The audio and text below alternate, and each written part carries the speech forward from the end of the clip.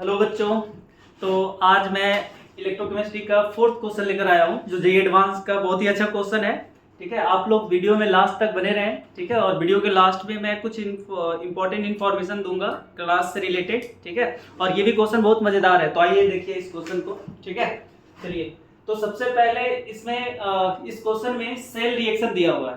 ठीक है, ये सेल इंफॉर्मेशन दिया है, तो इस सेल रिएक्शन को हमें लिखना होगा। ठीक है, ये रिप्रेजेंटेशन दिया है, सेल नोटेशन दिया है, इसे सेल नोटेशन बोलते हैं। तो सबसे पहले इसको हम लोग क्या लिखेंगे, मतलब इसका रिएक्शन लिखेंगे। तो बताओ, यहाँ पे आपको दिख रहा है कि 0 से ये +1 में जा रहा है हाइड्रोजन, तो हाइड्रोजन का ऑक्सीडेशन हो रहा है, और M4+ से M2+ में जा रहा है, तो इसका क्या हो रहा है, रिडक्शन हो रहा है। ठीक है, तो चलो देखें।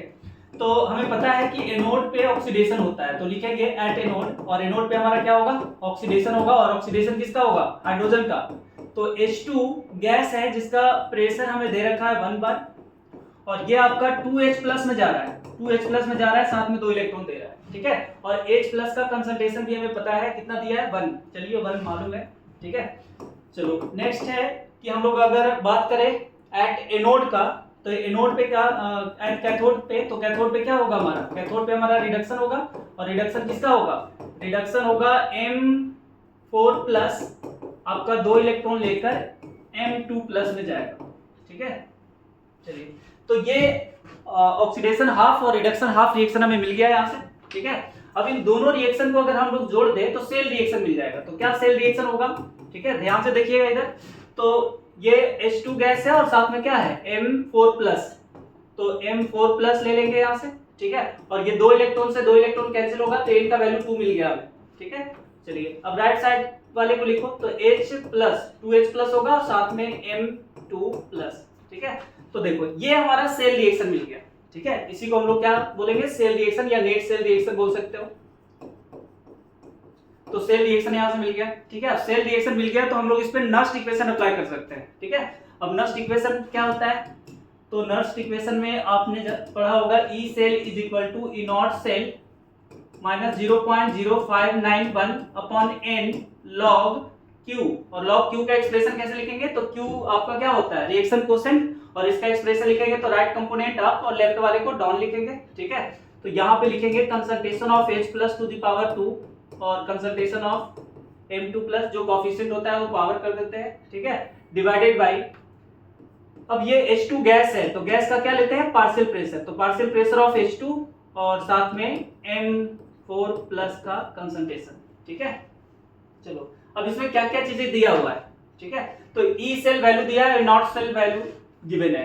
तो E नॉट सेल दिया है किसका, मतलब रिडक्शन पोटेंशियल दिया है मेटल का, तो हम हाइड्रोजन का ऑक्सीडेशन पोटेंशियल चाहिए होगा। ठीक है, क्योंकि ई सेल जो होता है वो किसके बराबर होता है, नॉट सेल बराबर होता है oxidation potential of anode plus reduction potential of cathode. तो हाइड्रोजन का ऑक्सीडेशन पोटेंशियल क्या होता है, standard oxidation potential of hydrogen होता है 0। ठीक है, तो यहाँ पे लिखेंगे, और ये ई सेल का वैल्यू गिवन है, तो ये ई सेल का वैल्यू लिख दो 0.092, तो 0.092 हो गया, और इसका वैल्यू 0 प्लस 0.151 करेंगे, तो 0 लिखने की जरूरत नहीं है, 0.515। ठीक है, और इस साइड में 0.0591 बाई n, और n का वैल्यू हमें पता है 2 है। और देखो यहाँ पे जो भी वैल्यूज है सभी का रखेंगे, तो कंसंट्रेशन ऑफ H+ कितना दिया है, 1, तो 1 रख लो, और पार्शियल प्रेशर ऑफ H2 भी 1 दिया है। ठीक है, तो अब ये बच जाएगा क्या, यहाँ से M2+ का कंसंट्रेशन अपॉन M4+ का कंसंट्रेशन। ठीक है, चलिए, तो अब इसे हमें सॉल्व करना है, तो इसको इस साइड ले आओ, तो इसे इधर लाएंगे तो क्या माइनस हो जाएगा ये, तो इधर माइनस करेंगे, तो इसको माइनस करोगे तो माइनस में आ जाएगा 0.059। ठीक है, और माइनस में 0.0591/2 लॉग, और ये रेशियो दिया हुआ है आपका, कितना दिया हुआ है, 10 टू द पावर x, तो यहाँ पे लिख लेंगे 10 टू द पावर x। ठीक है, चलो, तो अब ये माइनस से माइनस कैंसिल हो रहा है, और ये वैल्यू कैंसिल कर दो।